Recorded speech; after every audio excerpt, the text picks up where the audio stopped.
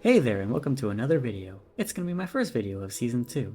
In this video we'll be watching my Cauldron of Carnage fight as a Feral Druid. In case you're wondering, here are my talents. Under my character is my Achilles bar, and in the bottom left of my screen, you can see the abilities I actually push. Everything else can be found in the description below. So, let's get this fight started. Cauldron of Carnage is a primarily single target fight, with a short phase every once in a while of 2-target. Though, as Feral, we treat it effectively as a single target fight and take our single target loadout. In my grouping, I am starting on the Gorilla side. This means that I have to turn off my melee brain and not just move aimlessly in circles constantly, or I'll stun myself by building up charge. Then, secondarily, I have to mostly try to stack with my other teammates around me so that we can stutter step together during the Thunder Drum salvo and avoid removing all of our available space or hitting each other with circles. On the Gorilla side, in between Thunder Jump Salvo, some ads spawn. You can't hit these, but if you run into them, they leave a static field. Or when they expire, they leave a static field. As Feral, we can use Ursul's Vortex or Entangle to help lock these down, or alternatively we can also run into them prematurely if they're in an advantageous spot to drop that static field. The last thing worth mentioning on this side is the Mythic mechanic, which is the toys that you have to kick towards the center. As melee, these largely aren't that easily done, so leave it up to the range, but do kick them if they happen to be next to you towards, so that you can alley-oop them towards their final destination. Now we've reached the first intermission phase. During intermission, I mostly just try to do my best to upkeep a defensive, heal myself, dodge the bad, and just follow my Achilles bar when it tells me to flip targets and rip or rake or thrash one target or the other. This way I can upkeep my dots and everything without really thinking too hard or really trying to watch nameplates, because I'm not particularly great at that. As soon as the intermission ends, I pop my Tiger's Dash to run over and position myself for the bomb on the dinosaur side. In this particular case, it appears that the bomb decides to land on top of her tank, which is great.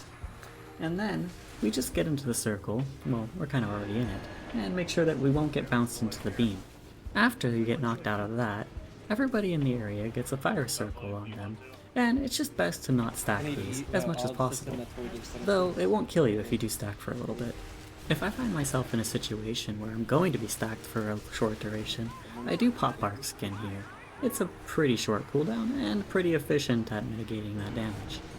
The last things that may need to be said here are, of course, dodge the fire waves that come out when the bomb explodes, and if you do happen to get the beam, your first and foremost priority is to aim the beam not at your allies, usually into the wall. It's okay if you don't necessarily make it to the bomb. Your allies should live even if there's one less person soaking at any given time.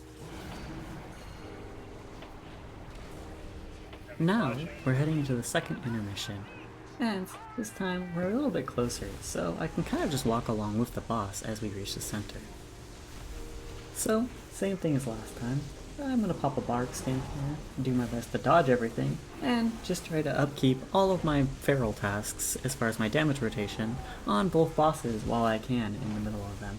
I also make sure to put my Adaptive Swarm on the monkey because that's what I'm gonna be chasing when we're done here, and I just want to have Swarm on the boss when I'm fighting it. When the clash does end, we Tiger Dash over to the Gorilla and we start fighting him, and all the same things as earlier apply. Since this is a cyclic style fight with a one phase and intermission going back and forth, everything in the fight's been talked about, so at this point, just sit back and enjoy watching the video for a little bit until there's something else worth saying.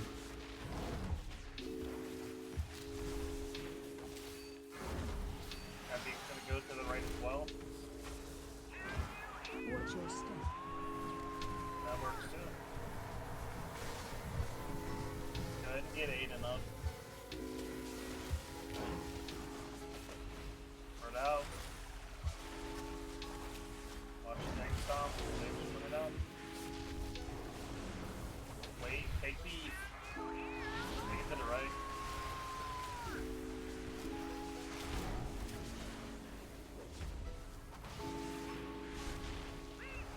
Watch your HP and use potion if needed. No cooldown. At this particular transition into the intermission, I notice that the monkey jumps away from us, and that we all kind of have a little bit further to run. So I opt to use a roar here to help all my teammates and me get to the fight faster.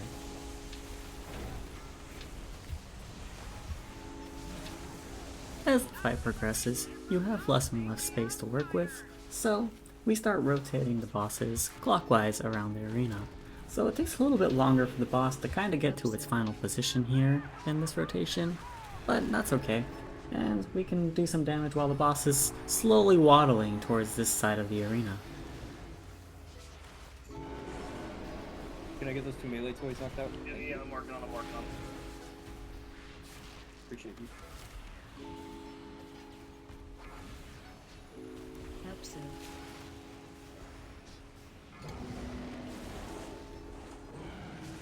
That's I got a knocked out of setting. That's the release. I'll give it 2 minutes.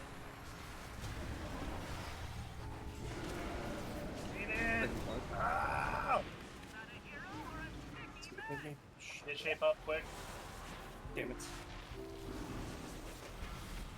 Help so.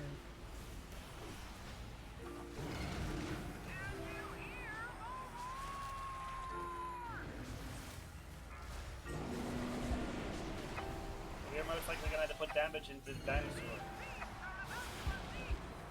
At this point, we've reached the last clash of the fight, and the boss will be dying shortly. First, However, second pot is I'm not paying super close attention to which one is going to die first. The raid leader does call out that we'll need more damage on the dinosaur, so I do put a little bit more attention to that. unless we kill him here. But I mostly do just try to follow what's going on. And the gorilla dies during the middle of the clash, Good job, guys. and First then the try. boss dies right after, with me on the top of the damage meter and receiving a warbound piece of equipment. And with that, we've reached the end of the video. If you liked it, please give it a like, dislike it, give it a dislike, comment if you have any questions. Thanks for watching!